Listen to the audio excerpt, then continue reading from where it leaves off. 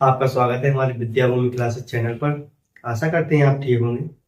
मेरा नाम है आकाश।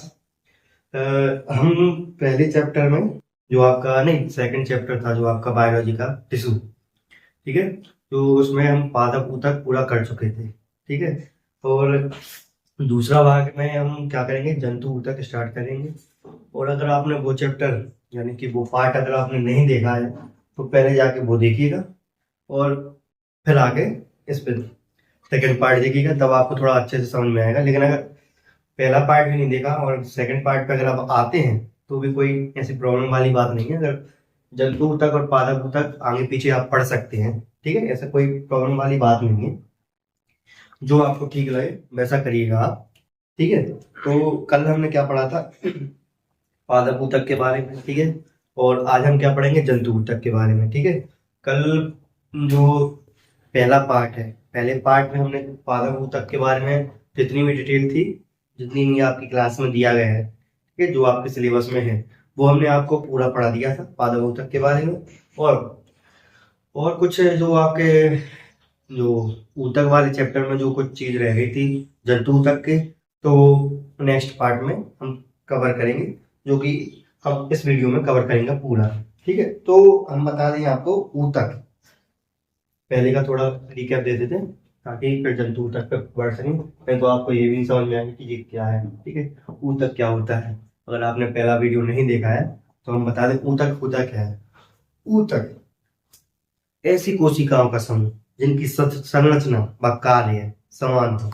समझ रहे हैं क्या, ऐसी कोशिकाओं का समूह, कैसे, ऐसी कोशिकाओं का समूह जिनकी संरचना व कार्य समान हो, उन कोशिकाओं का समूह मिलकर क्या बनाता है, ऊतक। समझ रहे हैं? उन कोशिकाओं का समूह मिलकर क्या बनाता है, ऊतक। ऊतक बनाता है, जो कि हम ऊतक हमारे चैप्टर का नाम है, ठीक है। अब हम पादप ऊतक पूरा क्लियर करके आए थे, अब हम जंतु ऊतक के ऊपर बढ़ते हैं, ठीक है। तो आज के वीडियो में पूरा जंतु ऊतक खत्म करेंगे और आपका जो चैप्टर है टिश्यू वाला, ठीक है, वो पूरा फिनिश कर देंगे। और यदि कोई आपको कोई परेशानी हो या कुछ भी तो आप बताइएगा, ठीक है। तो चलिए स्टार्ट करते हैं। जंतु ऊतक है, ऊतक के बारे में हमने बताया था। जंतु ऊतक होता क्या है, हमने बताया था कि कोशिकाओं से मिलकर क्या बनता है, ऊतक है। तो वही ऊतक हम पढ़ेंगे अब जंतु ऊतक के बारे में, ठीक है। जंतु ऊतक अलग होते हैं और पादप ऊतक अलग होते हैं, ठीक है, अलग अलग होते हैं। आप पहली वीडियो देख के आइए तो पादप ऊतक के बारे में पढ़ा पता चलेगा, और जंतु ऊतक के बारे में ये वीडियो देखिए तो आपको पता चलेगा। जंतु ऊतक कितने प्रकार के होती है,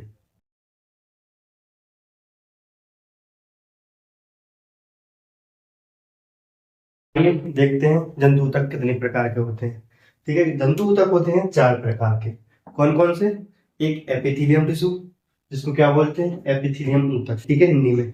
और एक कनेक्टेड टिश्यू जिसको हिंदी में क्या बोलते हैं, संयोजी ऊतक। और एक तंत्रिका तंत्रिका ऊतक जिसको नर्वस टिश्यू बोलते हैं।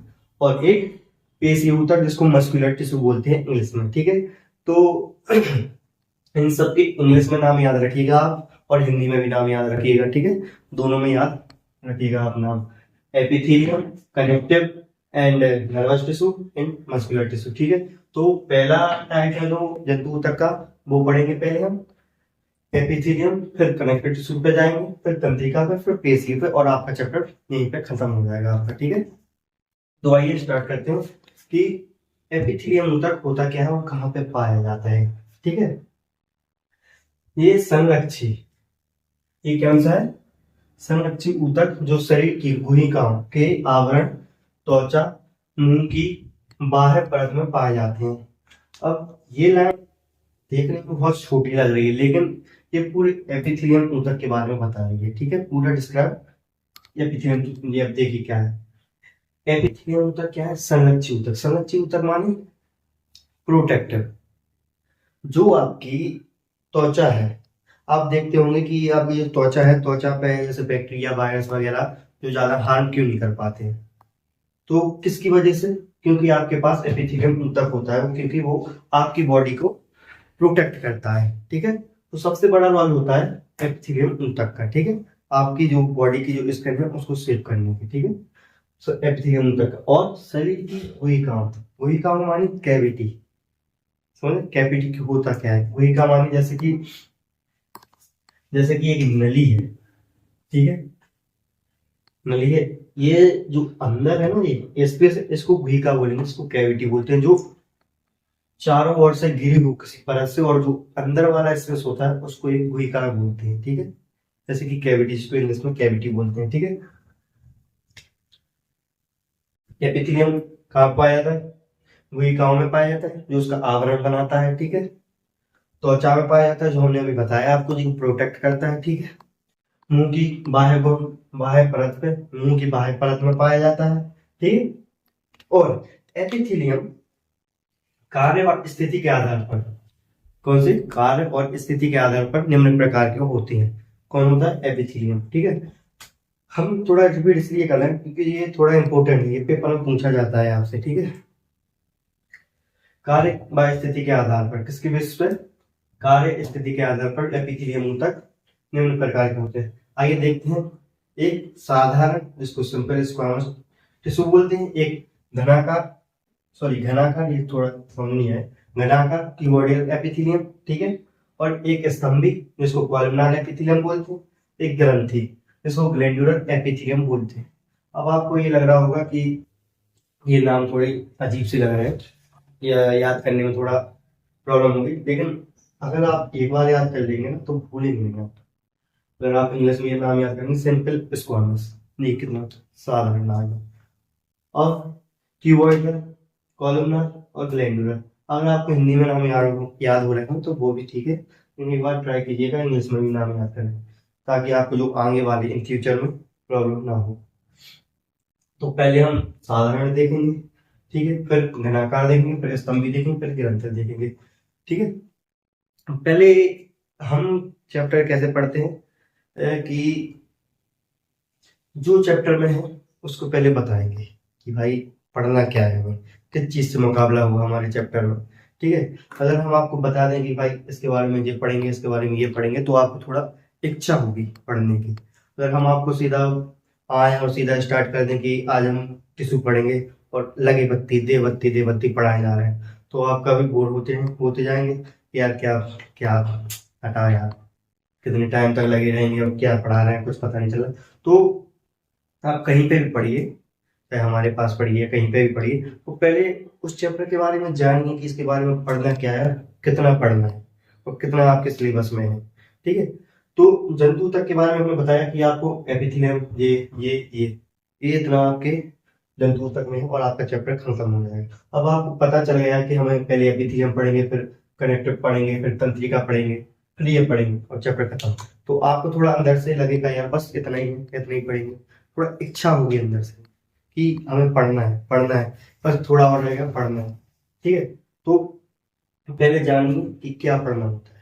तो आइए, तो हम पहले क्या पढ़ाते हैं, एपिथेलियम तक, जिसमें हमने एपिथेलियम तक के बारे में पढ़ लिया था, और उसके जो प्रकार हैं उसके बारे में हम देखते हैं। तो पहला कौन सा है, साधारण, जिसको सिंपल स्क्वेमस टिश्यू बोलते हैं, ठीक है। तो पहले आइए साधारण के बारे में देखते हैं, यानी कि सिंपल स्क्वेमस।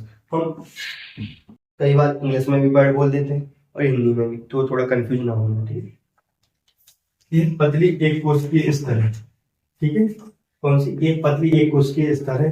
ये समानता ये रक्त वाहिकाओं और फेफड़ों की कुपिकाओं में बनता है। अब देखिए,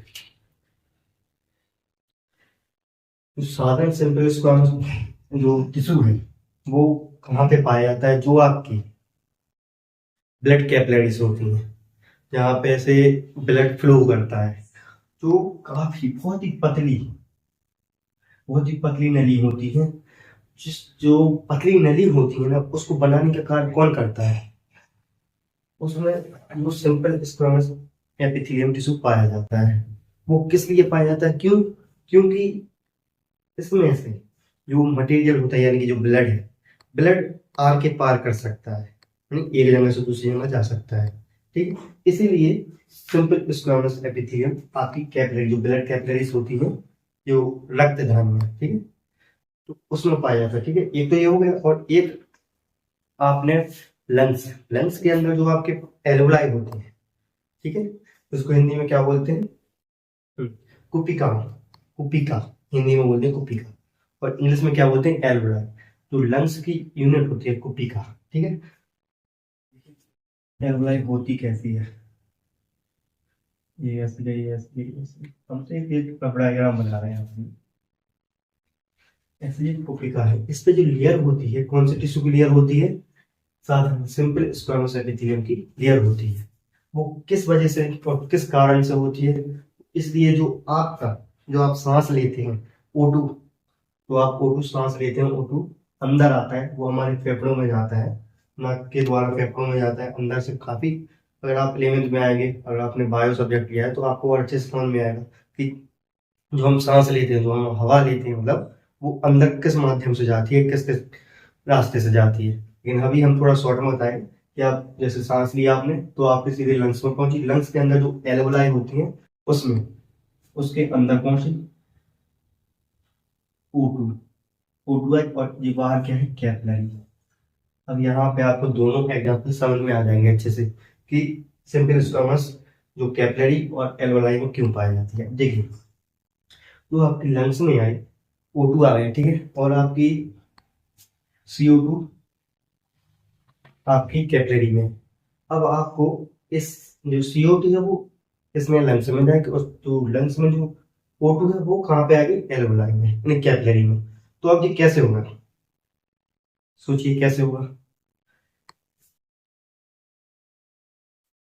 अब यहाँ पे सिंपल स्क्वामस की परत है, जो हमने आपको बताया था कि यहाँ से जो मटेरियल होते हैं, जो पार्टिकल होते हैं, वो एक जगह से दूसरी जगह चले जाते हैं, मतलब पार के पार हो जाते हैं। तो यहाँ से O2 यहाँ पे जाएगा और CO2 यहाँ पे चला जाएगा। तो किसके कारण हो रहा है? तो सिंपल स्क्वामस के कारण हो रहा है, क्योंकि अगर सिंपल स्क्वामस एपिथेलियम यहाँ पे नहीं पाया जाता, तो O2 यहीं का यहीं छिपा रह जाता, CO2 यहीं का यहीं छिपा रह जाता है। समझ रहे हैं आप? तो इसीलिए ये एल्वेलाई में और ब्लड कैपिलरी में पाया जाता है। ठीक है, तो आशा करते हैं आपको थोड़ा अच्छे से समझ में आया होगा। ठीक है, तो ये बार बता देंगे कि साधारण साधारण जो सिंपल स्क्वामस एपिथेलियम पाया कहाँ जाता है? एल्वेलाई में पाया जाता है, जो लंग्स की यूनिट होती है, और कैपिलरी में पाया जाता है। ठीक है, अब घनाकार पे आ जाते हैं। ठीक है, क्यूबॉइडल एपिथेलियम। ठीक है, घनाकार ये वृक्क की सतह तथा वृक्क की नली व लार ग्रंथियों का अस्तर बनाती है। इसका क्या मतलब है? वृक्क माने होता क्या है? वृक्क माने किडनी, इंग्लिश में किडनी बोलते हैं इसको। ठीक है, किडनी की परत बनाते हैं। ठीक है, मान लीजिए आपकी किडनी है। अब ये देखिए, ये किडनी है, किडनी के ऊपर एक पतली सी मेम्ब्रेन होती है, पतली सी मेम्ब्रेन। तो किसके द्वारा बनेगी? क्यूबॉइडल एपिथेलियम के द्वारा बनेगी वो परत। ठीक है, और कहाँ पे पाई जा रही है? वृक्क की नली। अब देखिए, जो किडनी की जो यूनिट होती है, यानी कि जो नेफ्रॉन, ठीक है, नेफ्रॉन कैसा बनेगा? ये नली की होगी आपके क्लास में, लेकिन फिर भी हम बता रहे हैं आपको, अच्छे से समझना है। पढ़ाई में थोड़ा दिमाग लगाइए, क्योंकि स्टार्टिंग की क्लास है, तो आपका दिमाग थोड़ा एक्टिव रहेगा, हो रहा होगा। अब देखिए, यहाँ जो PCT है, जिन्हें आपको क्या बोलते हैं? PCT। जनाब आपको क्या बोलते हैं? DCT। ठीक है, जो इतने इतने से भाग में क्या क्या लिखा है यहाँ पे? वृक्क की नली। तो यहाँ पे वृक्क की नली है, जो अभी किडनी की जो नली है, तो वहां पे पाया जा रहा है। ठीक है, ये PCT और DCT में कौन सा पाया जा रहा है? क्यूबॉइडल एपिथेलियम पाया जाता है। एक किडनी की परत पर किडनी की परत बनाता है, यानी कि आवरण बनाता है, और जो न्यूरल पाया जाता है किडनी की जो नलियों में, यहाँ पे लिखा ना वृक्क की नली, तो कौन सी की बात हो रही? नेफ्रॉन की बात हो रही वहां पे। ठीक है, तो यही होती है ना कि थोड़ा उसके अंदर की डिटेल में पढ़ना पड़ता है कि उसके बारे में लिखा क्या है। ये तो हम थोड़ा लिख के यहाँ पे हम आपको कितना पढ़ा कर आगे निकल जाए, अगर आपको समझ नहीं आया तो क्या मतलब उसका। तो समझ चुके होंगे आप कि कहाँ पे पाया। और जो ग्रंथि, लार ग्रंथि, जो अपनी मुंह में, मुंह के अंदर आप देखते हैं लार बनती है, जिसके द्वारा हम खाना अच्छे से खा पाते हैं, चबा पाते हैं, और अंदर स्वर कर पाते हैं, मतलब गुटक पाते हैं। तो ये क्यूबॉइडल एपिथेलियम 3 जगह पाया जा रहा है, एक किडनी पर, किडनी की नली पर, और लार ग्रंथि पर। ठीक है, तो आइए अभी कौन सा स्तंभी कॉलमनार एपिथेलियम के ऊपर बढ़ते हैं। ठीक है, स्तंभकार ये आंतों की सतह पर पाई जाती है। आंत यानी कि इंटेस्टाइन, जो आपकी आंत बोलते हैं। ठीक है, जो पेट की आगे वाला हिस्सा होता है, यानी कि जो पेट से आगे जुड़ा रहता है, जहां से आपका जो वेस्ट मटेरियल और जहां पे आपका जो भी डाइजेस्ट फूड है, वहां से सभी सभी क्रियाएं वहीं पर होती हैं आपकी। समझ रहे हैं आप, जो आप खाना खा रहे हैं वो पेट में जा रहा है, पेट की आगे किस भाग में जाएगा, इंटेस्टाइन में। यहाँ उसी इंटेस्टाइन की बात हो रही, आंतों की सतह पर पाई जाती है। कौन सी? स्तंभाकार कॉलमनार एपिथेलियम। ठीक है, अब जो कॉलमनार और घनाकार ये भी दो दो प्रकार की होती हैं, एक सीलिएटेड, एक माइक्रोग्लाइ वाली। तो वो आपकी क्लास में नहीं है, वो आपकी 11th क्लास में आएंगे। ठीक है, तो हम जब भी बताएंगे आपको। ठीक है, और अभी ग्रंथिल आ रहे हैं। कौन सा है? Glandular epithelium. यह पाचक एंजाइम व हार्मोन को निकालती है। और ये क्या करता है? ये कहीं पाई नहीं जा रही, मतलब ऐसे ये आपने देखो, ये तीनों के कंपैरिजन में ये हर जगह पाई जा रही है। ये सिर्फ कुछ निकालने का काम या बनाने का काम नहीं कर रही है। ठीक है, लेकिन ये ग्रंथिल जो ग्लैंडुलर एपिथेलियम है, वो किस चीज का बनाने में, कुछ बनाने यानी कि कुछ सिक्रीट करने में काम आ रही है। जैसे कि आपका पाचक एंजाइम हुआ, ठीक है, जो आपके पेट में पाए जाती हैं। ठीक है, और जैसे कि हार्मोन हुए, हार्मोन को भी बनाते हैं, जैसे एंडोक्राइन ग्लैंड। ठीक है, ये ग्लैंडों में पाए जाते हैं, ये ग्लैंड है। ठीक है, तो आपका ये पूरा पहला टाइप कौन सा है? जंतु ऊतक का एपिथेलियम ऊतक आपका पूरा होगा, फिनिश। अब आपका संयोजी ऊतक आता है, छोटे छोटे टॉपिक है, तो ज्यादा टेंशन वाली बात नहीं है। तो आइए सेकंड टॉपिक पे आते हैं, संयोजी ऊतक पर। ठीक है,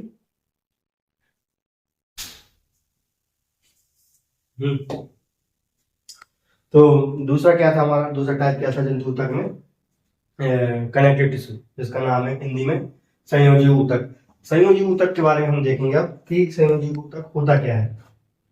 इस शरीर का लगभग 30% भाग बनाता है। कितना? 30% भाग बनाता है शरीर में। कौन सा ऊतक? संयोजी ऊतक। ये याद करने वाला पॉइंट है। ठीक है, ये यहाँ से इतना याद करने वाला पॉइंट है, आप याद करिएगा।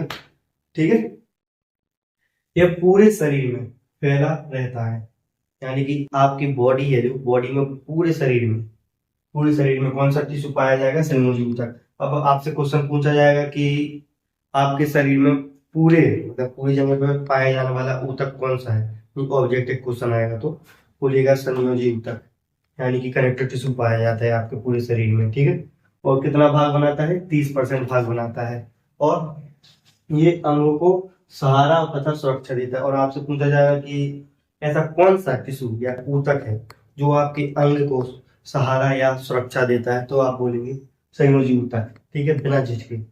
संयोजी ऊतक का बहुत ही रोल होता है। ठीक है, संयोजी ऊतक होते कितने प्रकार के हैं?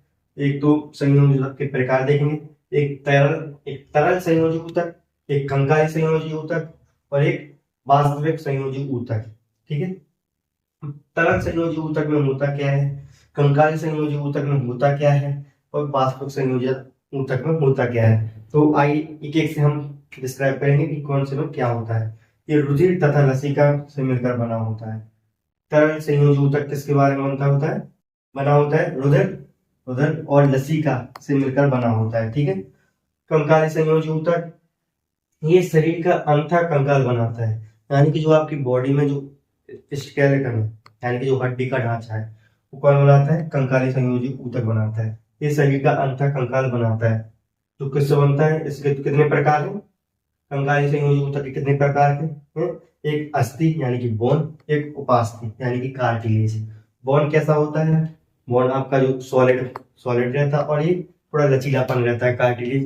ठीक है, जो आपको थोड़ा और अच्छे से समझ में आएगा, थोड़ा इसके बारे में और भी दिया है आपके सिलेबस में, तो हम आगे वाली स्लाइड में देखेंगे। और एक वास्तविक संयोजी ऊतक है, तो प्रॉपर कनेक्टिव टिश्यू, जिसमें एरियोलर कनेक्टिव टिश्यू आ जाता है और एडिपोज कनेक्टिव टिश्यू, ये चीज आ जाती है इसमें।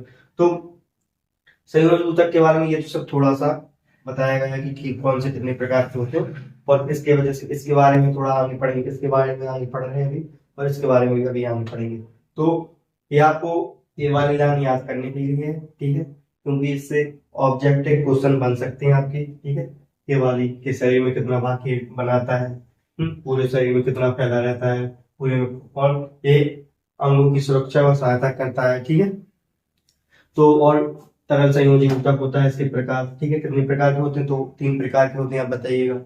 तरल संयोजी ऊतक, फिर कंकाली संयोजी ऊतक और वाष्पिक संयोजी ऊतक। ठीक है, तो चलिए, तो पहले हम कौन से ऊतक पे जाते हैं? तरल संयोजी ऊतक, जो जिसमें हम देखेंगे उदर के बारे में, देखेंगे लसिका के बारे में देखेंगे।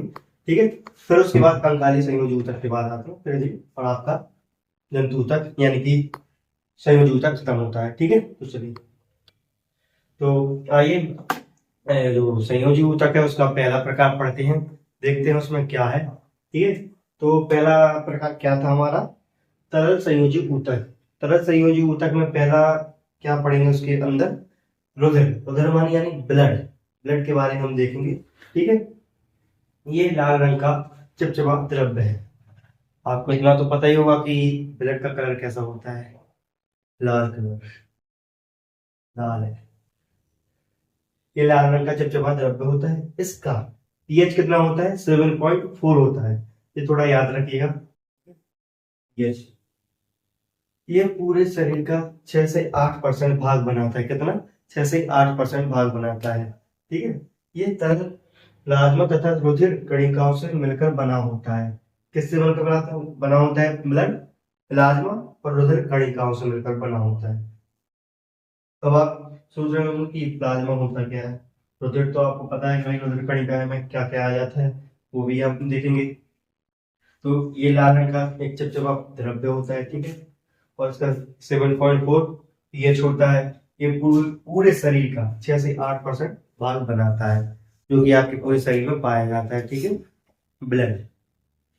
अब देखिए, आइए प्लाज्मा के बारे में पढ़ते हैं। प्लाज्मा कैसे रंग का होता है? पीले रंग का। कैसे? पीले रंग का द्रव्य होता है प्लाज्मा, जो रुधिर का 55 है ना, रुधिर रुधिर का 55% भाग बनाता है। कितना परसेंट भाग बनाता है? 55% भाग बनाता है। ठीक है, प्लाज्मा में 90% जल तथा प्रोटीन तथा आयन पाए जाते हैं। अब थोड़ा यहाँ पे थोड़ा कंफ्यूजन वाली थोड़ा बात है यहाँ पे, कि आप थोड़ा कंफ्यूजन हो रहे होंगे कि 55% रुधिर और फिर 90% प्लाज्मा। तो या ये देखिए, जो हम रुधिर पढ़ रहे हैं, जो हम रुधिर पढ़ रहे हैं अभी, तो उसमें जो रुधिर के अंदर जो प्लाज्मा पाया जा रहा है, प्लाज्मा बना है 55% भाग रुधिर का। और जो रुधिर है, मतलब खुद से रुधिर, रुधिर का जो भाग कितना बना है? प्लाज्मा 55%। और जो प्लाज्मा है खुद से, प्लाज्मा में जो खुद से, उसमें कितना परसेंट भाग पानी पाया जा रहा है? 90%। और जो अदर पार्ट कौन से पाए जा रहे हैं? प्रोटीन, आयन पाए जाते हैं। ठीक है, समझ रहे हैं क्या बोल रहे हैं हम? कि जो रुधिर में प्लाज्मा पाया जाता है 55%, और जो प्लाज्मा है, यानी कि जो प्लाज्मा एक अलग से एक द्रव्य है। ठीक है, द्रव्य में पार्टिकल, यानी कि जो आप सोच सकते हैं कि प्लाज्मा में 90% क्या पाया जाता है? पानी और प्रोटीन, आयंस, ये प्लाज्मा में अलग से पाए जाते हैं। और प्लाज्मा कितना परसेंट भाग बनाता है? रुधिर यानी कि ब्लड का कितना परसेंट भाग बनाता है? 55%। अब आप ये सोच रहे होंगे कि 55% मान लीजिए कि प्लाज्मा बना रहा है रुधिर का भाग, अब बचा हुआ जो 45% है, वो रुधिर का भाग कौन बना रहा होगा? सोचिए, 55% तो प्लाज्मा बना रहा है। ठीक है, अब जो 45% बचा है, पूरे 100% में लेते ना अपन रेशियो, कि 100% हम तो 100% रुधिर है, उसमें 55% प्लाज्मा हो गया, अब 45% क्या होगा? तो आइए देखते हैं, 45% भाग रुधिर का कौन बनाता है? रुधिर रुधिर की कणिकाएं, यानी कि ब्लड के जो एलिमेंट्स होती हैं, सेल्स के जो एलिमेंट्स होते हैं, वो बनाते हैं 45% भाग, जो कि 3 प्रकार के होते हैं। एक लाल रुधिर कोशिका है, एक श्वेत रुधिर कोशिका है, एक रुधिर प्लेटलेट्स, यानी कि आरबीसी, डब्ल्यूबीसी, एक प्लेटलेट्स। प्लेटलेट्स का आपने नाम सुना ही होगा, कि जो अपन बोलते हैं एक दिनचर्या भाषा में प्लेट्स, यानी कि प्लेटें बोलते हैं ना, प्लेटें, किसकी प्लेटें कर गई, ठीक है, इसकी प्लेटें हाई हो गई, समझ रहे? भाई यहाँ पे प्लेटलेट्स की बात होती है यहाँ पे। ठीक है, तो आइए, 55% भाग बनाता है ये रुधिर का, और जो रुधिर कणिका है कितना परसेंट भाग बना रहा है? 45%। ठीक है, जो दोनों मिला के कितना हो रहा है? 100%। ठीक है, तो आइए 45% में होता क्या क्या, कौन कौन से कंपोनेंट आते हैं रुधिर कणिका में? तो लाल रुधिर कणिका है, यानी कि आरबीसी, यहाँ पे हम शॉर्टकट में लिख देते हैं थोड़ा, आरबीसी, ठीक है। लाल रुधिर कणिका यानी कि आरबीसी, रेड बोन मेरो, और डब्ल्यूबीसी में व्हाइट बोन मेरो, ठीक है। ठीक है, रेड बोन से व्हाइट ब्लड सेल, ठीक है, ये बाइकॉन्केव होती है। लाल रुधिर कणिका यानी RBC, red red red blood cell, white blood cell यानी कि प्लेटलेट्स, और ठीक है। थोड़ा कंफ्यूज हुआ है तो थोड़ा सॉरी, माफ करना, लेकिन एक बार हमने अच्छे से आपको बता दिया तो समझ जाएगा। लाल रुधिर कणिका यानी रेड ब्लड सेल्स, ठीक है। श्वेत रुधिर कणिका यानी डब्ल्यूबीसी, डब्ल्यूबीसी में व्हाइट ब्लड सेल्स, ठीक है। प्लेटलेट्स निकालना है, उसका कोई प्रॉब्लम नहीं है। तो आइए पहले आरबीसी के बारे में पढ़ते हैं। हम ये नहीं बोलेंगे, हम ये वर्ड बोलेंगे, शॉर्टकट बोलेंगे, ठीक है। आरबीसी के बारे में, आरबीसी कैसी होती है? बाइकॉन्केव सेव होती है। आपने देखा होगा कि कई बार आपने आप हॉस्पिटल जाते हैं तो आपको एक लिफाफा मिलता है, उस पर कई जगह उसके ऊपर कुछ डायग्राम बने होते हैं। कैसे? एक नली होती है, उसमें ब्लड जा रहा होता है ऐसा ऐसा, इसमें कई ऐसी सेल देखी हुई आपने।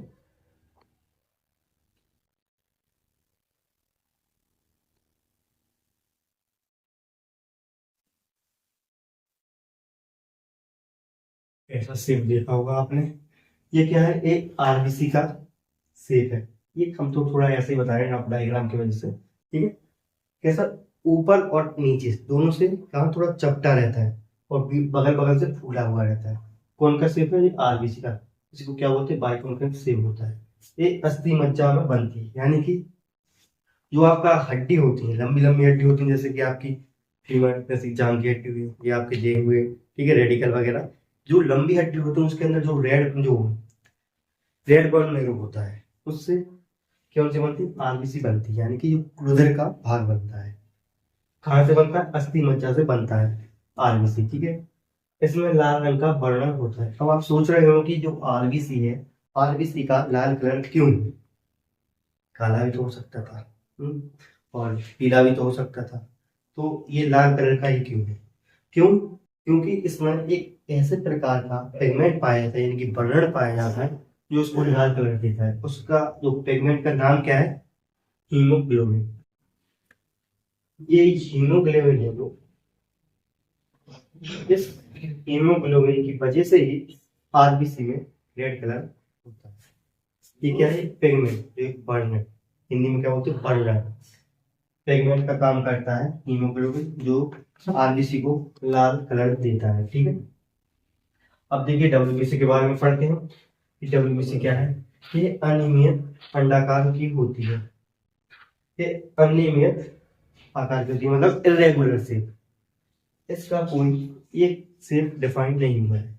ये अमीबा की जैसे है, जैसे अमीबा का कोई शेप नहीं होता है कि कहीं ऐसा है, कहीं ऐसा है, ऐसा, मतलब ऐसा है, ऐसा है, ऐसा, किसी प्रकार का इसको शेप नहीं दिया है, मतलब कुछ सेम अमीबा के जैसा होता है। अब बोलेंगे आप अमीबा क्या है? ये अमीबा एक यूनिसेलुलर ऑर्गेनिज्म है, ठीक है। उसका भी कोई शेप नहीं है, कोई डिफाइन शेप नहीं है, और ऐसे ही डब्ल्यूबीसी है, इसका कोई शेप डिफाइन नहीं किया गया है, ठीक है। इसलिए ये क्या बोलते हैं? यह अनियमित अनियमित आकार की होती है। इनकी संख्या कम होती है, मतलब जो आरबीसी के कंपैरिजन में डब्ल्यूबीसी की संख्या कम होती है, ठीक है। और ये भी अस्थि मज्जा से बनती है। आरबीसी भी अस्थि मज्जा से बन रही थी और ये भी अस्थि मज्जा से बनती है। अब रुधिर प्लेटलेट्स पे आते हैं। एक सूक्ष्म रंगहीन गोल, ये सूक्ष्म रंगीन गोल होती हैं। कैसे? सूक्ष्म और रंगीन, यानी कि इसमें कोई रंग नहीं पाया जाता। इसमें देखा यहाँ व्हाइट होती है, रेड होती है, ये इसमें कोई रंग नहीं पाया, इसमें कोई पिगमेंट नहीं पाया जाता है, ठीक है। सूक्ष्म यानी ये छोटी होती है, ठीक है। और इसका कैसा शेप होता है? गोल, ठीक है, गोल शेप होता है। इनका जीवन काल 1 सप्ताह का होता है। कैसे? जैसे एक वीक देख लीजिए, 1 वीक के बाद ये खुद नष्ट हो जाएंगे, ठीक है। ये रुधिर, और इनका मेन काम क्या होता है? जो जब आपको चोट लग जाती है, भाई जब ऐसे लगे ना, लेकिन जब आपको जैसे चोट लग जाती है, जैसे खून निकल रहा है, खून बंद करने का कार्य सबसे मेन इसका होता है, रुधिर प्लेटलेट्स का। ये खुद का गुच्छा बनाएगी, मतलब अभी शॉर्ट शॉर्ट में बताते हैं आपको, थोड़ा छोटा छोटा एक जाली टाइप का एक गुच्छा बनाएंगे, और जहाँ पे आपको चोट लगी है वहां पे आके इकट्ठा होगी, ताकि आपका जो ब्लड यानी कि रुधिर निकल रहा है आपकी चोट से वो बंद करने का काम कर रही है। अब मेन काम तो इसका रहता है, लेकिन इसमें ये भी मिली रहती है, ये भी मिली रहती है, जो आपकी क्लॉट्स बनती हैं, ठीक है, तो इसका मेन काम है। तो रुधिर क्या है, एक बार और अच्छे से समझा देते हैं, थोड़ा इम्पोर्टेंट है, ठीक है।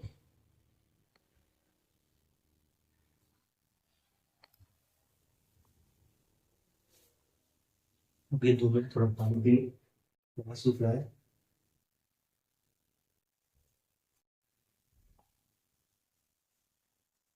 रुधिर होता क्या है? रुधिर एक लाल रंग का चिपचिपा पदार्थ है, यानी कि द्रव है, ठीक है।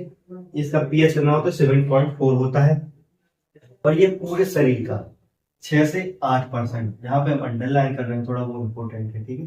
थोड़ा ये पॉइंट याद रखिएगा, और जो आपको थ्योरी है वो खुद से बनाइएगा, खुद से बनाना सीखिए थ्योरी, और आपको आगे भी हेल्प होगी। जैसे अगर आप थ्योरी बनाना या खुद से लैंग्वेज बनाना सीख गए तो आपके लिए बहुत ही प्रॉफिट होगा इससे। ये पूरे शरीर का 6 से 8% भाग बनाता है, ठीक है। ये तरल प्लाज्मा तथा रुधिर कणिकाओं से मिलकर बना होता है। अब ब्लड किस चीज से मिलकर बनना है? प्लाज्मा और रुधिर कणिकाओं से मिलकर बनता है। प्लाज्मा क्या होता है और रुधिर कणिकाएं क्या होती हैं?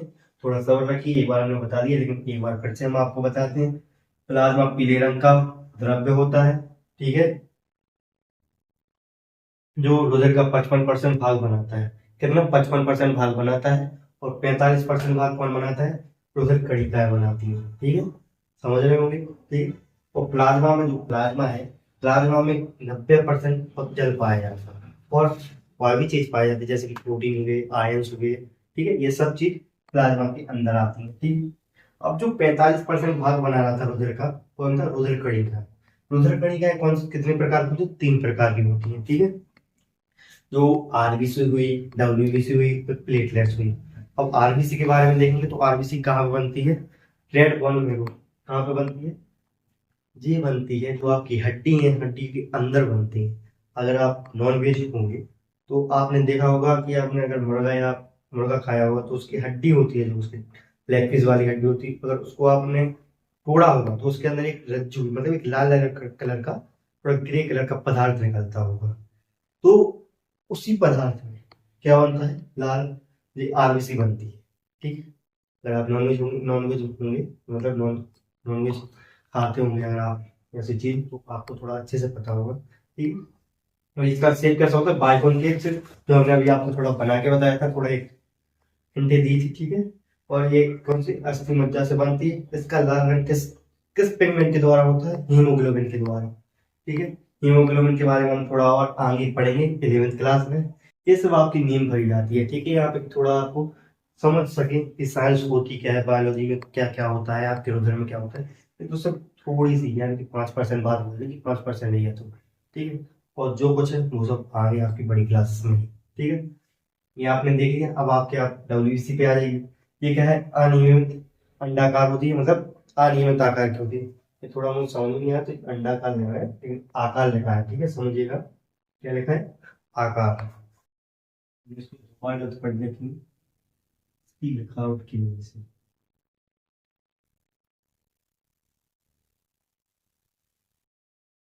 अनियमित आकार की होती है। अब आपको पता होगा कि एक तो एक डब्ल्यूबीसी हुई है जिसका कोई आकार नहीं होता, एक और कोई ऑर्गेनिज्म है जिसका कोई आकार नहीं होता है, वो हमने आपको बताया था। आई होप आपको याद होगा, क्योंकि जिस एज में आप हैं उस एज में भूलने की बीमारी बहुत ज्यादा होती है, कि हमने 1 मिनट पहले आपको क्या बताया वो आप कुछ ही सेकंड में आप भूल जाएंगे, ठीक। तो बता दें कि जो अमीबा होता है, जो यूनिसेलुलर ऑर्गेनिज्म है, उसका भी कोई शेप डिफाइन नहीं है, मतलब उसका कोई एक शेप नहीं है, इरेगुलर शेप है। जैसे कि मान लीजिए इसका क्या था? बाइकॉनकेव शेप है, ठीक है, इसका बोल शेप है, लेकिन इसका कोई शेप नहीं है, ऐसा बिखरा हुआ सा शेप, कोई सा भी शेप इसको दे दीजिए उसमें हो जाएगा, लेकिन इसीलिए इसको अनियमित आकार बोलते हैं इसको, ठीक है। इनकी संख्या कम होती है, किसके कंपेरिजन में? आरबीसी के कंपेरिजन में इसकी संख्या कम होती है। और ये भी कहाँ पे बनना है? अस्थि मज्जा में बनता है, ठीक है। रुधिर प्लेटलेट्स। अब रुधिर प्लेटलेट्स क्या है? ये सूक्ष्म मतलब छोटी छोटी कोशिकाएं, यानी कि जो ब्लड की कंपोनेंट्स हैं इस रोजर प्लेट जैसे, ठीक है, जो रंगीन होती है, यानी कि इसमें कोई पिगमेंट नहीं पाया जाता, ये कलरहीन होती है, ये गोल होती है, इनका जीवन काल बहुत ही छोटा होता है, ठीक है। कैसा बहुत छोटा जीवन काल होता है, सप्ताह भर, मान लीजिए 1 हफ्ता है, ऐसे ही 1 हफ्ता 1.5 हफ्ता इतना ही इसका जीवन काल हुआ, और ये उसके बाद अपने आप नष्ट हो जाएगी, खत्म हो जाएगी, ठीक है। तो इसके बारे में आप थोड़ा जानते होंगे, इसका नाम तो पहले से सुना होगा, लेकिन इनके बारे में नहीं सुना होगा आपने। और ब्लड का मेन काम क्या है, यानी कि जो हम ब्लड पढ़ रहे हैं उसका मेन फंक्शन क्या है। ब्लड का मेन फंक्शन है ट्रांसपोर्ट, यानी कि संवहन, जो एक जगह से दूसरी जगह चीज ले जाए, यानी कि जो पदार्थ होते हैं, यानी कि जो आपने कुछ खाए उसमें जो ऊर्जा निकल रही है, जैसे कि कुछ भी एटीपी वगैरह, ये हार्मोन्स वगैरह बन रहे हैं, वो एक जगह से दूसरी जगह कैसे जा रहे हैं, किसके माध्यम से जा रहे हैं, वो सब रुधिर का काम है। कि रुधिर आपको जो हार्मोन बने, जैसे आपके हार्मोन आपके दिमाग में बने, ठीक है, एक मोटे मोटे हिसाब से बोलते हैं, दिमाग में आपके हार्मोन बने।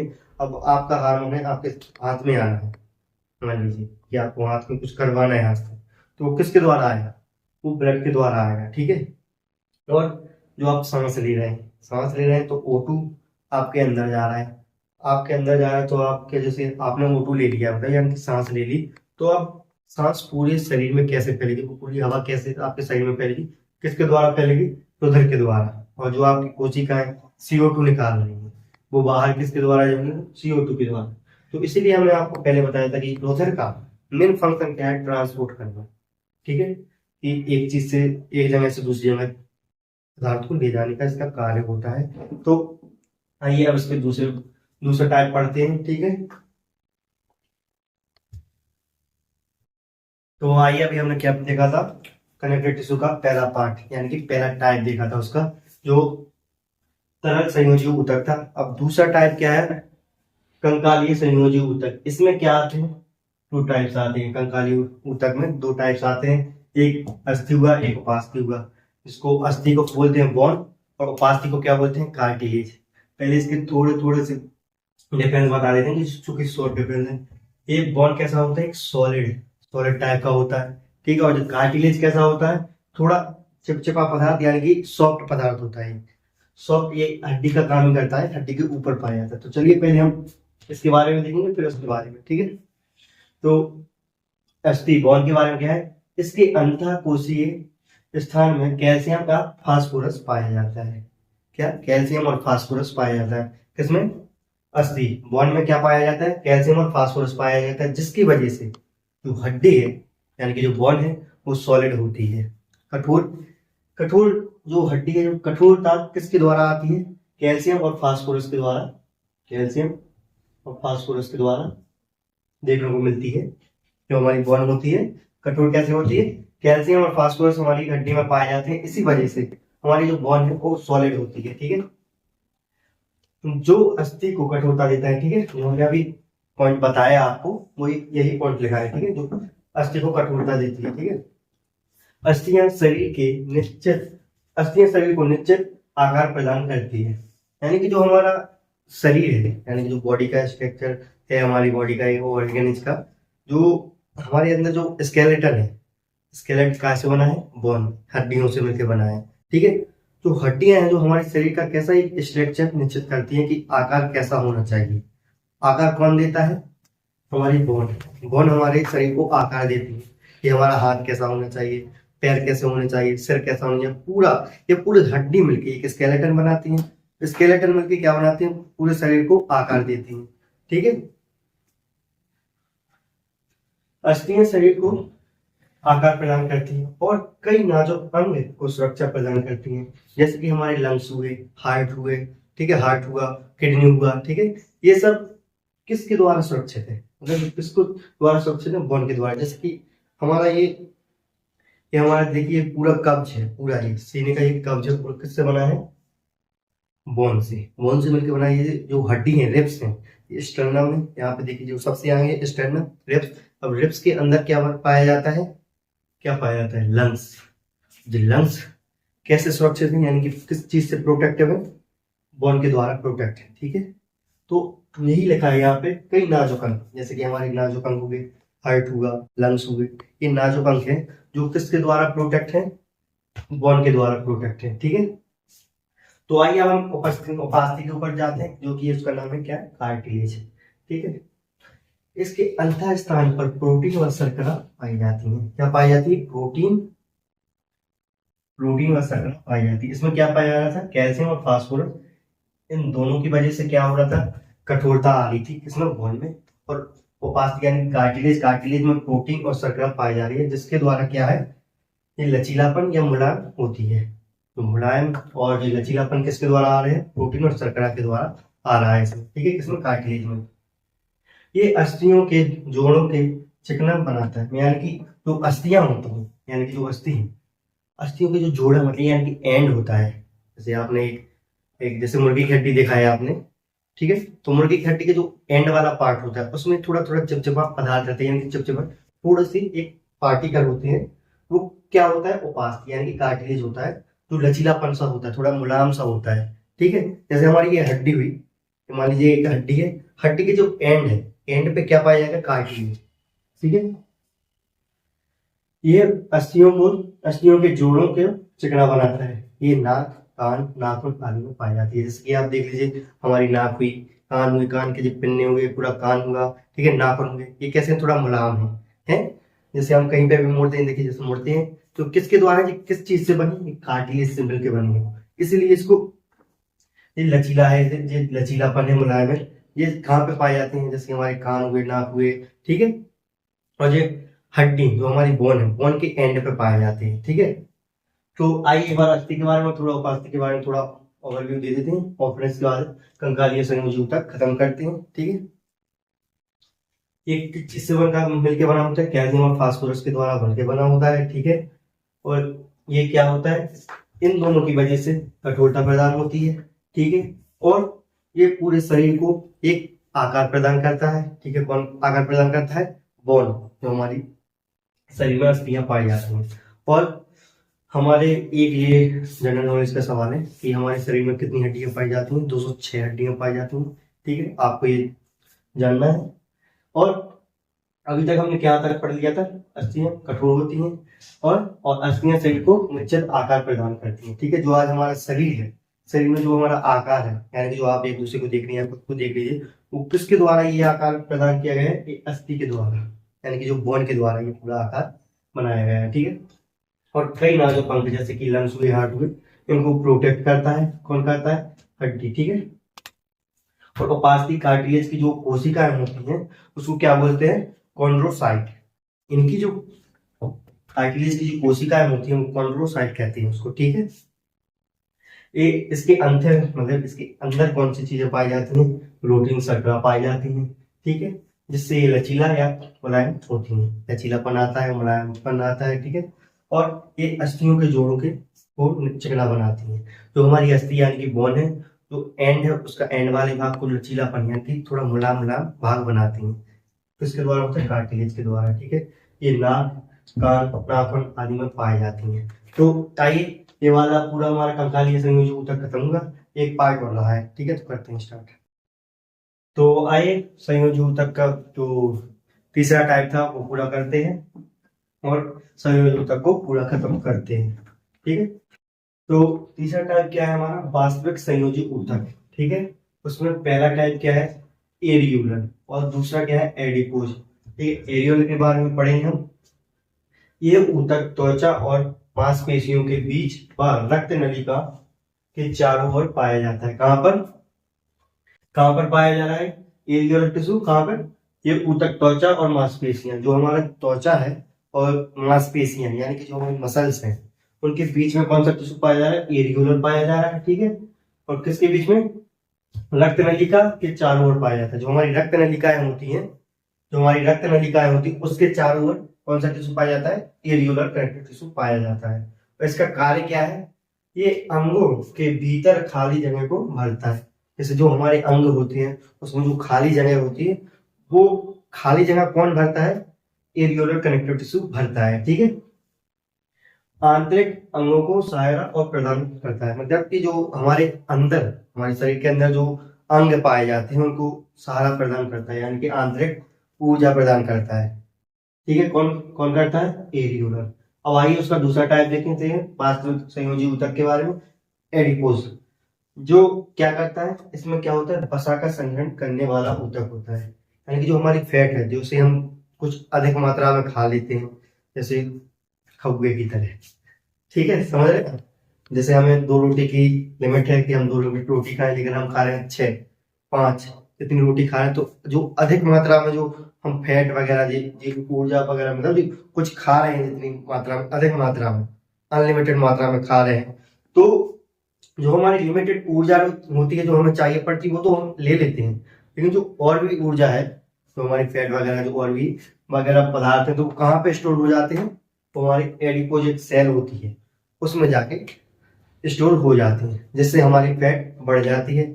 जो आप देखते हैं आज के टाइम पे रेगुलर हो जगह है, वो आपको हर जगह देखने को मिलता है कि हर कोई इंसान ऐसा होता है कि जो अलग दिखता है, यानी कि फैटी बॉडी दिखती है उसकी एक अलग, जैसे पेट फूल रहा है उसका।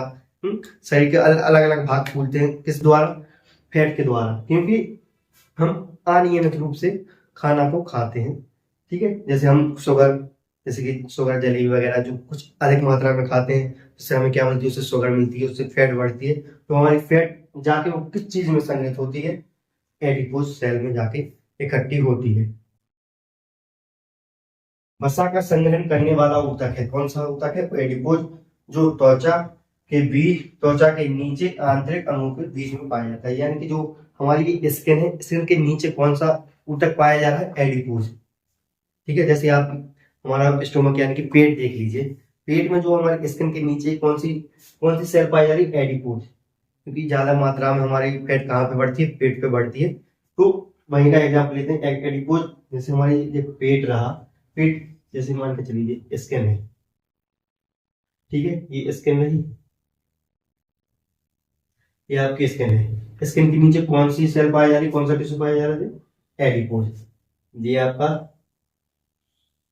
एडिपोज पाया। अब जितना भी हम अनियमित रूप से खाना या कुछ फैट से या कार्बोहाइड्रेट जिस चीजें खाते हैं, तो वो जाके कहाँ संग्रहित, यानी कहाँ स्टोर होती हैं? तो सभी चीज हमारे स्किन के नीचे एडिपोज एडिपोज सेल है, उसमें जाके पूरा स्टोर होती है। तो जिस वजह से हमारी स्किन और ऊपर ऊपर बढ़ती जाती है और फैट इकट्ठी होती जाती है, और एक टाइम ऐसा आता है कि कुछ काम करने में या कुछ एक्टिविटी करने में काफी प्रॉब्लम होती है। ठीक है, किसके द्वारा? एक फैट के द्वारा। ठीक है, और एडिपोज के नीचे कौन सा टिश्यू पाया जाता है? Areolar tissue. ठीक है जी, क्रम से स्किन, एडिपोज, एरियोलर। ठीक है, तो आइए अब देखते हैं डेंस फाइबर टिश्यू में क्या आता है। ये भी एक कनेक्टिव टिश्यू का भाग है। ठीक है, डेंस, एक टेंडन आ गया, एक लिगामेंट। अब ये होता क्या है, आप देखिए। टेंडन क्या करता है? ये अस्थि को पेशियों से जोड़ता है। आप देखिए एक बाइसेप देखिए, यानी कि हमारे जो बाइसेप्स देखिए। ठीक है, ये एक बॉन्ड है, तो एक एग्जाम्पल एक बाइसेप्स लेते हैं। ठीक है, ये बॉन्ड है,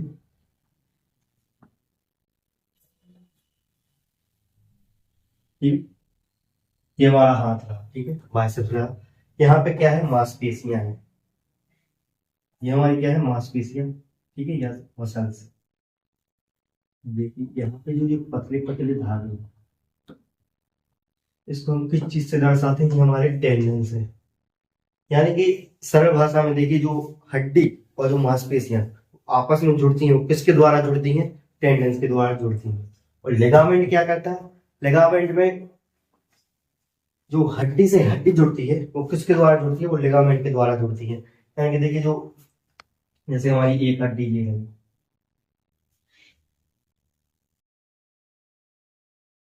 एक हड्डी ये रही, और दूसरी हड्डी ये रही। ये अगर आपस में जुड़ जाए, तो ये किसके द्वारा जुड़ रही है? बिना मतलब बिना कोई टेंडेंस के द्वारा जुड़ रही है। तो ये आपस में जुड़ रही है, तो ये लिगामेंट के द्वारा जुड़ेंगे।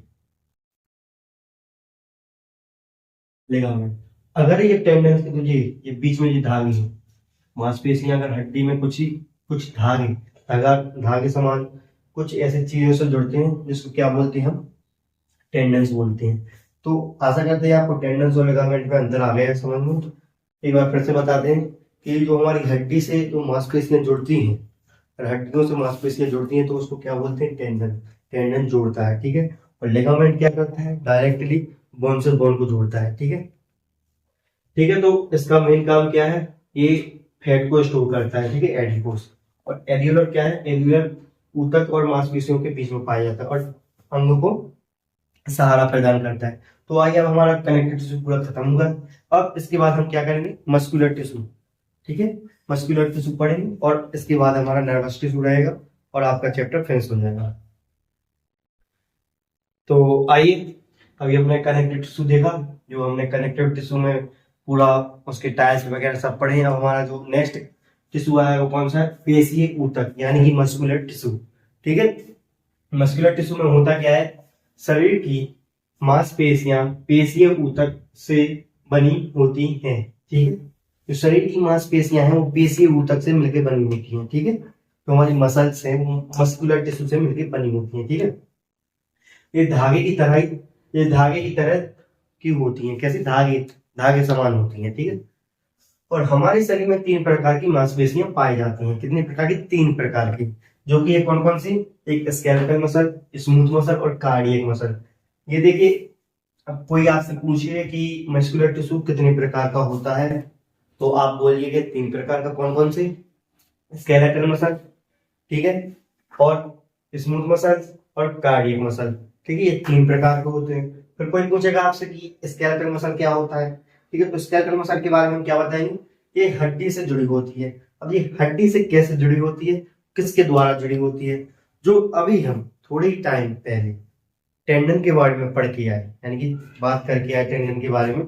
तो हमने आपको बताया था कि जो बोन थी, जो हमारी बोन है और ये हमारी मांसपेशियां हैं, किसके द्वारा जुड़ रही थी, टेंडन के द्वारा। यही पॉइंट यहाँ पे लिखा, ये हड्डी से जुड़ी होती है, कौन सी, स्केलेटल मसल। और किसके द्वारा जुड़ी होती है, वो टेंडन के द्वारा जुड़ी होती है, टेंडन के द्वारा जुड़ी होती है, ठीक है। तो इसको यहाँ से हटा देंगे ताकि आपको कोई कंफ्यूजन ना हो। पर ये चलने में सहायता प्रदान करती हैं, कैसे, चलने में सहायता प्रदान करती है। जैसे हम अभी चल रहे हैं तो किसके द्वारा चल रहे हैं, स्केलेटल मसल, ठीक है। चल तो है बोन्स के द्वारा भी, तो इसमें स्केलेटल मसल का भी योगदान होता है। और ये बहुकेंद्रीय होते हैं, माने कि बहुकेंद्रीय माने हर सेल में एक केंद्रक पाया जाता है, लेकिन स्केलेटल मसल जो होती है उसमें कितने, एक से अधिक केंद्रक पाए जाते हैं, यानी न्यूक्लियस पाए जाते हैं। एक इसका शेप कैसा, तो ये बेलनाकार आकार के होते हैं, कैसे, आइए हम दिखाते हैं बेलनाकार कैसे। देखिए, जैसे ये इसका शेप कैसा, मतलब पतली पतली बना दे रहे हैं, ज्यादा मोटी तो अजीब सा लगेगा।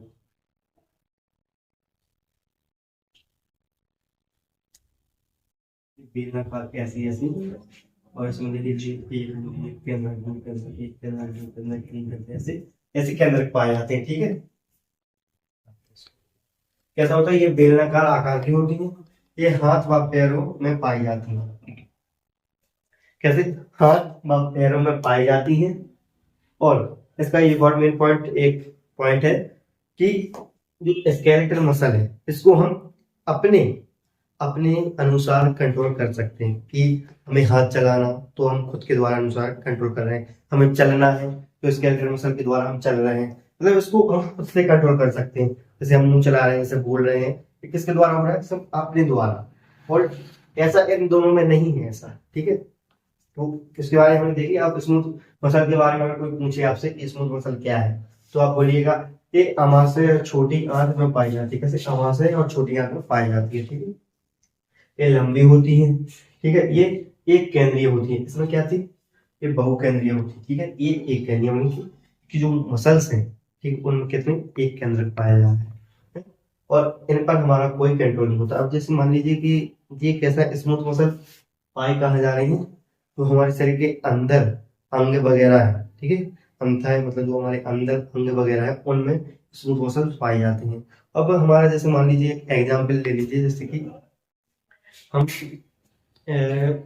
लंग्स को मान लेते हैं, ठीक है, लंग्स ले लेते हैं और लंग्स से बोले कि भाई अभी तुम्हें सांस लेना है, मतलब सांस से जो श्वसन होता है वो तुम्हें करना है और अभी नहीं करना है। तो हम उसको ऑर्डर तो देते नहीं, देते हैं क्या, नहीं देते ना। तो बिल्कुल ऐसा ही है, तो इस पर हमारा कोई कंट्रोल नहीं है, रहता है स्मूथ मसल में। अब अपन बोलेंगे भाई तुम्हें अभी डाइजेस्ट करना है कुछ टाइम के लिए, और नहीं फिर अभी तक नहीं करना है, मतलब कुछ टाइम के लिए तुम्हें डाइजेस्ट करना है फिर नहीं करना, हम बोलेंगे तब करना और नहीं बोलेंगे तब नहीं करना। तो इसमें हमारा ऐसे कुछ जोड़ नहीं रहता। इस पे तो हमारा स्केलेटल मसल हमें हाथ चलाएंगे, हम हमें उंगली चलानी उंगली चलाएंगे, लेकिन इस पे हमारा कोई कंट्रोल नहीं रहता। बिल्कुल ऐसा ही इसमें भी हमारा कोई कंट्रोल नहीं होता। हम दिल से बोलेंगे भाई तुम अभी धड़को किसी के लिए, लेकिन ऐसा नहीं है। जब उसको धड़कना है तो धड़केगा, और जब वो रुक जाएगा तो समझ लो तुम्हारी सांस भी रुक जाएगी। ठीक है, तो आइए इस मसल के बारे में देखें। ये लंबी होती है, कैसे लंबी ऐसी होती है।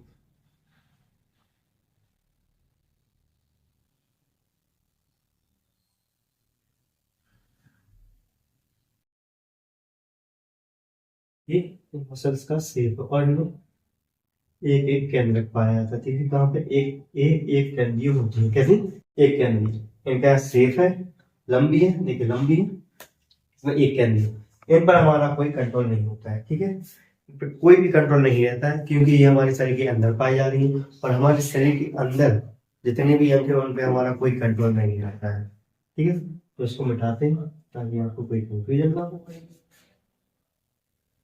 अब आइए कौन सा कार्डियक, कार्डियक मसल, ये हृदय में पाई जाती है। कार्डियक माने कार्डियक से ही समझ जाए कि ये कहाँ पे बात, किसकी बात हो रही है, हमारी हाइट की बात हो रही है, यानी में हृदय की बात हो रही है।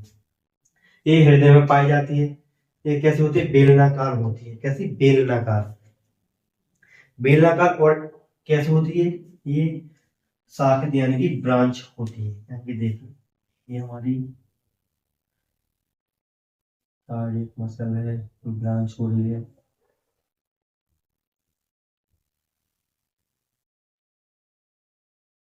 समझ रहे हैं?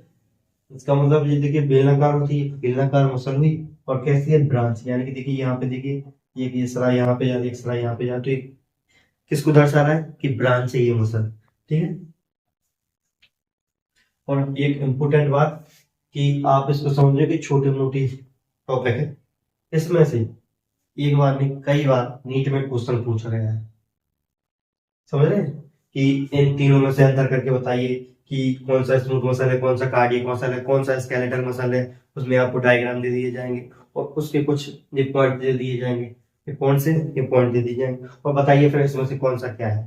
समझे, नीट नीट में क्वेश्चन आए इस टॉपिक से, एक बार नहीं और कई बार टॉपिक है, कई बार क्वेश्चन आए हैं। ठीक है, इनमें एक केंद्रक पाया जाता है, जैसे कि इसमें एक केंद्रक पाया जाता है, ऐसा ही इसमें एक केंद्रक पाया जाता है। तो आइए एक बार थोड़ा इसमें डिफरेंस क्रिएट करते हैं, कौन सा डिफरेंस इसमें पाया जा रहा है। ठीक है, ये कहा है, ये हड्डी से जुड़ी होती है, किसके द्वारा जुड़ रहा था, टेंडन्स के द्वारा जुड़ रहा था, ये चलने में सहायता करता है। ठीक है, ये बहुकेंद्रीय होते हैं, ये डिफरेंस ये मिला है आपको। यहाँ पे एक केंद्रीय, ये यहाँ पे बहुकेंद्रीय, ये भी एक केंद्रक है। ठीक है, ये बेलनाकार आकार की होती है, ये बेलनाकार, ये कैसी हो रही है, ये लंबी होती है। ठीक है, तो ये हाथ व पैरों से पाई जाती है, हाथ व पैरों में पाई जा रही है। और ये कहाँ पर पाई जा रही है, जो हमारे इंटरनल ऑर्गन है, हमारी जो बॉडी में इंटरनल ऑर्गन है उनमें ये स्मूथ मसल पाई जाती है। तो ये कहाँ पे पाई जा रही है, कार्डियक मसल, एक अलग ही मसल है जो हमारे सिर्फ दिल में पाई जाएगी, यानी कि हार्ट में पाई जाएगी। ठीक है, और इन दोनों मसल पे हमारा कोई कंट्रोल नहीं रहता है। ठीक है, इस पे हमारा कंट्रोल रहता है। तो आपके जो मस्कुलर टिश्यू आपके सिलेबस में सिर्फ इतना ही है। उसके बाद हमारा जो कौन सा है नेक्स्ट टिश्यू, कौन सा है, नर्वस टिश्यू है। उसके बारे में हम नर्वस टिश्यू के बारे में देखेंगे, इतना आपके सिलेबस में। और हम नहीं चाहते कि आपके सिलेबस से और आगे पढ़ाएं, क्यों, आपको इतना ही थोड़ा ज्यादा हो जाएगा, क्योंकि आपकी लेवल से तो जितना आपके सिलेबस में उतना ही पढ़िएगा, और उससे ज्यादा कहीं मत जाइएगा। ठीक है, और ज्यादा पढ़ने की वैसे जरूरत भी नहीं है आप। ठीक है, तो चलिए आइए नर्वस टिश्यू पे आते हैं। चलिए तो आइए, अब हमारा लास्ट टॉपिक इस चैप्टर का, लास्ट टॉपिक खत्म हुआ, और आपका इंतजार खत्म हुआ कि आप यही सोच रहे हो कि ये चैप्टर कब खत्म हो रहा है, कब खत्म हो रहा। तो वो घड़ी आ चुकी है, और आपका इंतजार खत्म होने जा रहा है कि हमारे चैप्टर जो टिश्यू चैप्टर है उसमें की लास्ट टॉपिक है कौन सा, तंत्रिका ऊतक, यानी कि नर्वस टिश्यू। अभी हमने जंतु ऊतक में कौन कौन से टिश्यू पढ़े थे, एपिथेलियम टिश्यू, कनेक्टिव टिश्यू और मस्कुलर टिश्यू, और जो लास्ट वाला है कौन सा, नर्वस टिश्यू। ठीक है, और हम नर्वस टिश्यू करने के बाद पर हमारा ये चैप्टर पूरी तरह से खत्म हो जाएगा। ठीक है, तो आइए तंत्रिका ऊतक के ऊपर नजर डालते हैं। ठीक है, ये क्या है, मस्तिष्क, मेरुरज्जु एवं तंत्रिकाएं मिलकर तंत्रिका ऊतक बनाती हैं। यानी कि जो हमारा मस्तिष्क है और जो हमारे जो क्या है मेरुरज्जु, यानी कि जो स्पाइनल कॉर्ड, ब्रेन और मेरुरज्जु और ये नर्वस, ठीक है, नर्वस टिश्यू मिलकर क्या बनाएंगे, नर्वस टिश्यू बनाएंगे। ब्रेन, स्पाइनल कॉर्ड, न्यूरॉन मिलकर क्या बनाएंगे, तंत्रिका ऊतक बनाती है। ठीक है, तंत्रिका तंत्र की कोशिकाएं क्या कहलाती हैं, न्यूरॉन। इंग्लिश में क्या बोलते हैं उसको, न्यूरॉन, और उसको हिंदी में क्या बोलते हैं, तंत्रिका कोशिका। तंत्रिका कोशिका इंग्लिश में बोलते हैं न्यूरॉन। ठीक है, तंत्रिका तंत्र की कोशिकाएं क्या कहलाती हैं, न्यूरॉन। न्यूरॉन, जो हम अभी न्यूरॉन का डायग्राम यहाँ पे बनाएंगे। ठीक है, तो आपको थोड़ा और अच्छे से समझ में आएगा कि हम किस चीज की बात कर रहे हैं।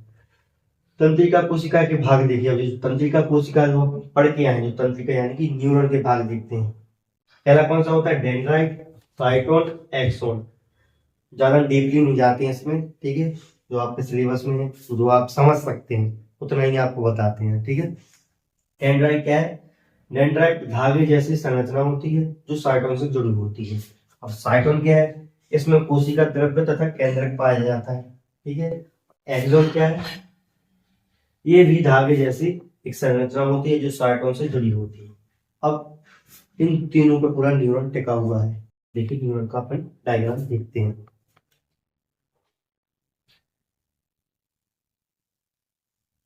छोटा डायग्राम बनाएंगे, ज्यादा बड़ा नहीं।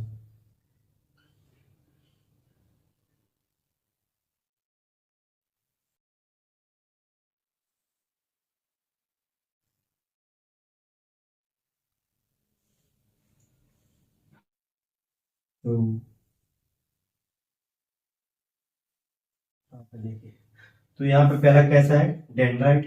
डेंड्राइट कहाँ पाया जाएगा, ये जो हम बना रहे हैं धागे समान ब्रांच सी, ये क्या है आपके, डेंड्राइट। डेंड्राइट, ठीक है। और यहाँ पे क्या लिखा है, साइटोन से जुड़ी हुई रहती है। अब ये डेंड्राइट देखिए कहाँ पे किस चीज से जुड़े हैं, किस चीज से निकल रहे हैं, साइटोन। इसको हम क्या बोलते हैं,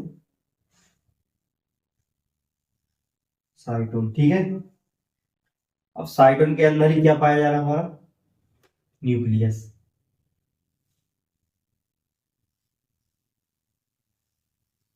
न्यूक्लियस पाया जा रहा है और इसी में हमारा द्रव्य पाया जाता है। ठीक है, और ये क्या है हमारा एक्सोन।